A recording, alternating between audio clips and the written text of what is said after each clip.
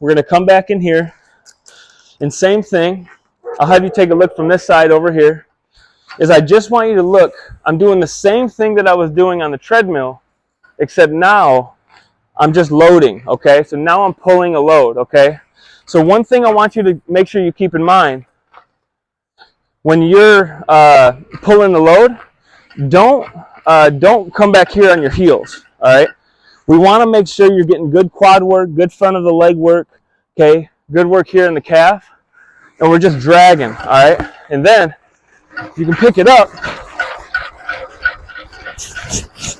right there, okay? So all of this is making sure that we combat what we're doing forward with what we need to do backwards, okay? We need structural balance within the body, all right?